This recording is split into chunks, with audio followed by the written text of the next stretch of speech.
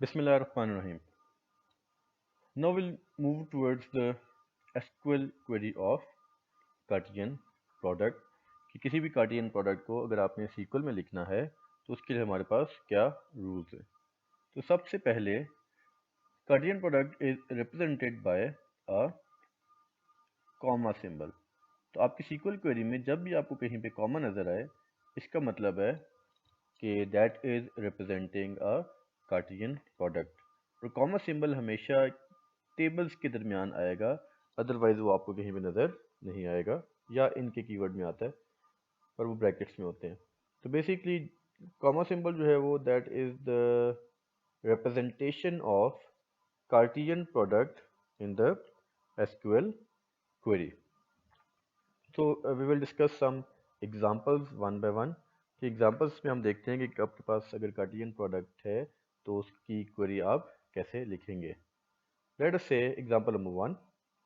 यहाँ पे आप देखें कि जो रिलेशनल क्वेरी है उसमें सिंपली स्टूडेंट और प्रोजेक्ट का कार्टियन प्रोडक्ट हो रहा है, पर जो सीक्वल क्वेरी है it always starts from the select statement. तो यहाँ पे देखें सिलेक्ट रिप्रेजेंट करता है पाई को, पर रिलेशनल क्वेरी में आपको किसी भी तरह का पाई नज़र नहीं आ रहा। तो we have agreed upon it कि अगर आपको रिलेशनल क्वेरी में पाई नज़र नहीं आ रहा इट मीन्स कि पाई जो है वो बाय डिफ़ॉल्ट क्या होगा, स्टैटिक होगा। तो यहाँ पे पाई स्टैटिक का मतलब है all columns of student table and all columns of project table, क्योंकि हमें किसी भी तरह का पाई जो है वो नज़र नहीं आ रहा।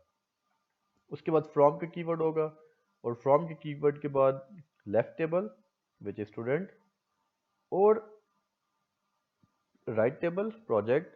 अब यहाँ पे जो इंपॉर्टेंट चीज़ है कि आपने क्रॉस का सिंबल नहीं लगाना, क्योंकि कीबोर्ड पे क्रॉस बेसिकली एक्स होता है और एक्स जो है वो it can be a variable name, it can be a column name.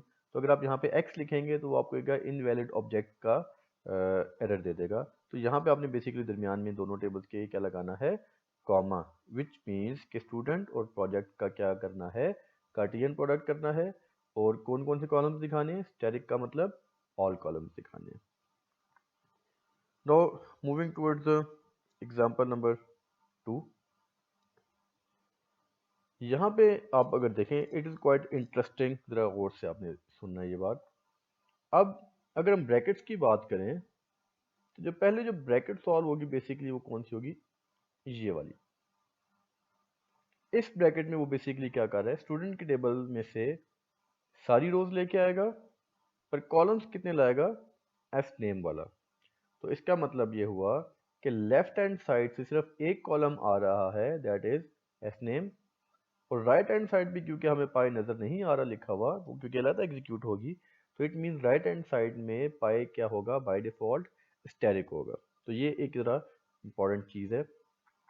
तो अल्टीमेटली जो रिज़ल्ट होगा, रिज़ल्ट में हमारे पास स्टूडेंट का एक ही कॉलम आना चाहिए एस नेम वाला, और प्रोजेक्ट के सारे कॉलम्स आने चाहिए।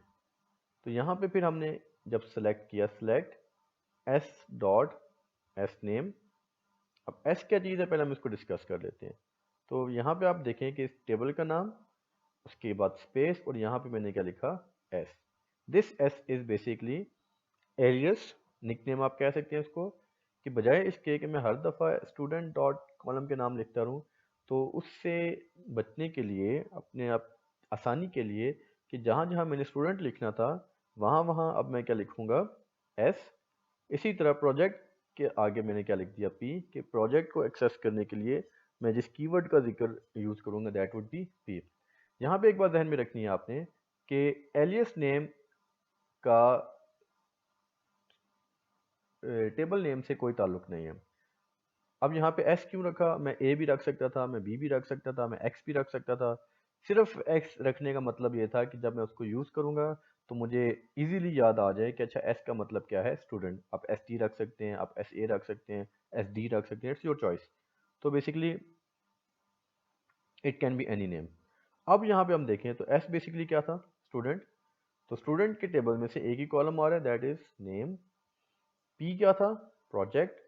प्रोजेक्ट के टेबल में से कितने कॉलम आ रहे हैं, ऑल। ठीक है, तो दोनों का क्रॉस प्रोडक्ट करो कॉलम्स कौन से दिखाने हैं? स्टूडेंट का एक ही कॉलम दिखाना है नेम, और प्रोजेक्ट के कितने कॉलम्स दिखाने हैं? सारे। नेक्स्ट एग्जांपल, अब यहाँ पे देखें कि सबसे पहले इनट क्वेरी इन दोनों का कार्टेशियन प्रोडक्ट होगा, जिसमें सारे के सारे कॉलम्स आ जाएंगे क्योंकि यहाँ तक कोई पाई एग्जिस्ट नहीं कर रहा। फिर उन सारे कॉलम्स पे ये सिग्मा अप्लाई हो रहा है, और सिग्मा रिप्रेजेंट होता है वेयर से, और उसका जो रिजल्ट आएगा उसके ऊपर अप्लाई होगा पाई।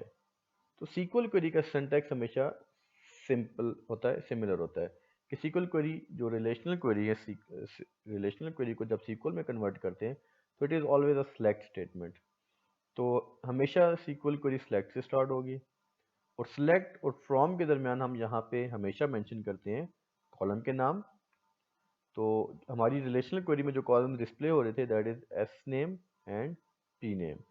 तो यहाँ पे भी देखिए मैंने एस डॉट नेम यूज़ किया, तो इसका मतलब एस जो है वो कोई एलियस होगा, और पी जो है वो भी कोई एलियस होगा। ठीक है, तो दो कॉलम्स आए, फ्रॉम, उसके बाद टेबल्स के नाम, स्टूडेंट एस। अब यहाँ पे देखें एस जो है वो स्टूडेंट का एलियस है, और पी जो है वो प्रोजेक्ट का एलियस है।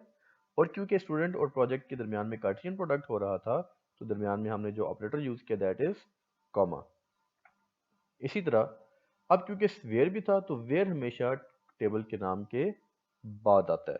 तो वेयर क्लॉज में वेयर जो भी कंडीशन थी S dot reg number equals to P dot reg number. So this is how we will write SQL query. Next, relational query जो है हमारे पास, अब यहाँ पे देखें आप कि कार्टेशियन प्रोडक्ट जो है वो मोर देन टू टेबल्स जो हैं वो क्वेरी में इन्वॉल्व हैं। अब क्योंकि कार्टेशियन प्रोडक्ट बाइनरी ऑपरेटर है, तो बाइनरी का मतलब है उसको दो ऑपरेंड ही चाहिए, दो से ज़्यादा ऑपरेंड पे वो काम नहीं करेगा। तो बेसिकली ये कैसे होगा? तो पहले जो है वो स्टूडेंट और प्रोजेक्ट कार्टेशियन प्रोडक्ट हो रहा है, और जब स्टूडेंट और कार्टेशियन का कार्टेशियन प्रोडक्ट हो चुकेगा तो this would be a one table. उसके बाद इस टेबल का कोर्स के टेबल के साथ क्या होगा? Cartesian product. तो अल्टीमेटली ये वाला ऑपरेटर भी दो ऑपरेंड्स पे काम कर रहा है, और ये वाला ऑपरेटर भी दो ऑपरेंड्स पे काम कर रहा है। तो कोर्स का टेबल और स्टूडेंट और प्रोजेक्ट में से जो रिजल्ट आया है उसका टेबल, तो बेसिकली उसके ऊपर वो बेस क्या कर रहा है? अप्लाई हो रहा है। उसके बाद जब यहाँ तक क्वेरी कंप्लीट हो जाएगी तो इसमें स्टूडेंट्स के भी सारे कॉलम्स होंगे, प्रोजेक्ट के भी सारे कॉलम्स होंगे, और कोर्स के भी सारे कॉलम्स होंगे। उस डेटा के ऊपर अप्लाई होगा सिग्मा, जो भी कंडीशन है S dot reg number equals to P dot reg number over cap operator which represents and S dot age is greater than 23, और उसका जो रिजल्ट होगा उसके ऊपर अप्लाई होगा pi S dot name comma S dot age comma P dot name. तो अब अगर हम इस क्वेरी को सीक्वल में कन्वर्ट करें तो it always start from select. तो पाई में जो भी कॉलम्स थे वो हमने यहाँ पे लिख दिए, एस नेम, एस एज और पी नेम। फ्रॉम, अब क्योंकि तीन टेबल्स आपका कार्टेशियन प्रोडक्ट था, तो student S comma project P comma course C. तो ये तीन टेबल जो हैं वो इन तीनों का बेसिकली क्या होगा? Cartesian product. इस तरह आप मल्टीपल टेबल्स का कार्टेशियन प्रोडक्ट परफॉर्म कर सकते हैं। और सबसे एंड पे हम क्या लिखेंगे? Where clause, where S dot right number equals to P dot right number and S dot age greater than two 31। So basically students, this was it for Cartesian product. इंशाल्लाह नेक्स्ट वीक दोबारा मुलाकात होगी। Till then अपना बहुत सारा ख्याल रखिएगा। अल्लाहुम्मा सल्ली अला सय्यिदना मुहम्मद व अला आलि सय्यिदना मुहम्मद। अस्सलाम वालेकुम रहमतुल्लाहि व बरकातुहू।